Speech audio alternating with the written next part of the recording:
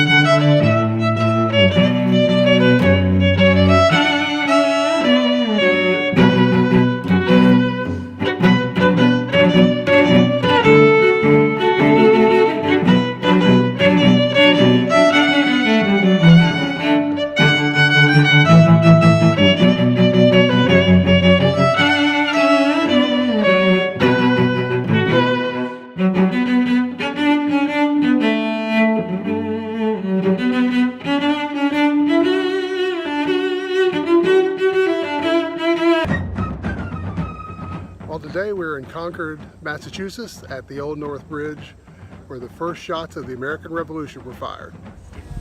As the Redcoats marched into town, Concord's minute and militia companies withdrew to the hills beyond the river. The commander of the British soldiers, Lieutenant Colonel Francis Smith, divided his men and sent them throughout the town to search for military supplies known to be hidden there. One detachment was sent over the North Bridge to search for stores and cannon hidden at Barrett's farm, a mile and a half further down the road. 3 companies, about 96 men, were posted between the bridge and the colonial militia. 4 companies proceeded to Barrett's farm.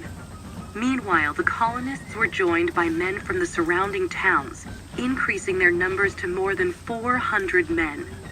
As the colonials watched in horror, smoke began to rise from the center of Concord.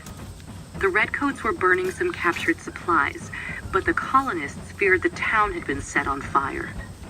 At a brief council, Joseph Hosmer demanded, "Will you let them burn the town down?"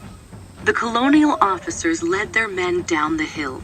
The Redcoats pulled back to this side of the bridge and prepared to defend themselves. They fired warning shots, but the colonists continued to advance. The Redcoats then fired a volley, this time into the colonial ranks. 2 colonists were killed, Isaac Davis and Abner Hosmer, both of Acton. Major John Buttrick shouted the order, "Fire, fellow soldiers, for God's sake, fire!"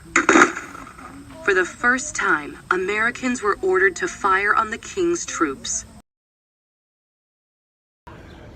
Well, I finally made it to Harvard. There's John Harvard, the founder of Harvard University, right there over my shoulder. I just rubbed his foot for good luck.